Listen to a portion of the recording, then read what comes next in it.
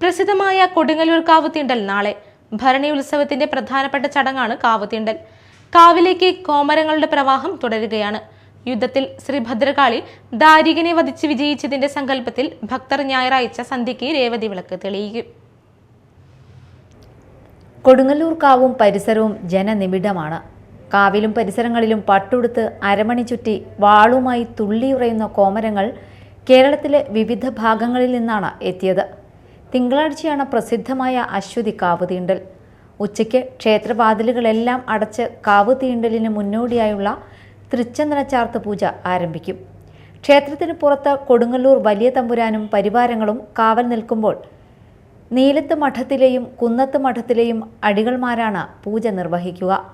പൂജ കഴിഞ്ഞ് അടികൾമാർ ക്ഷേത്രനട അടച്ച് മടങ്ങിയാൽ തമ്പുരാനും പരിവാരങ്ങളും കിഴക്കേ നടയിലെ നിലപാട് തറയിലെത്തും. വൈകിട്ട് തമ്പുരാന്റെ അനുമതിയോടെ കോയ്മ ചുവന്ന പട്ടുകുട ഉയർത്തും. ഇതോടെയാണ് കൊടുങ്ങല്ലൂർ കാവിനെ പ്രകമ്പനം കൊള്ളിച്ച് കോമരങ്ങളും ഭക്തരും ക്ഷേത്രത്തിന് ചുറ്റും കുതിച്ചുപാഞ്ഞ് അശ്വതിക്കാവ് തീണ്ടുക. പാലക്കാവേലനാണ് ആദ്യമായി കാവ് തീണ്ടുക. തുടർന്ന് തെയ്യവും തിറയും മുടിയാട്ടവും അടക്കമുള്ള കലാരൂപങ്ങൾ കാവിൽ അരങ്ങേറും. ഭരണി നാളായ ചൊവ്വാഴ്ച അരയ സമുദായക്കാരുടെ തീരദേശത്ത് നിന്നുള്ള ഘോഷയാത്ര ക്ഷേത്രത്തിൽ എത്തി പട്ടും താലിയും സമർപ്പിക്കും.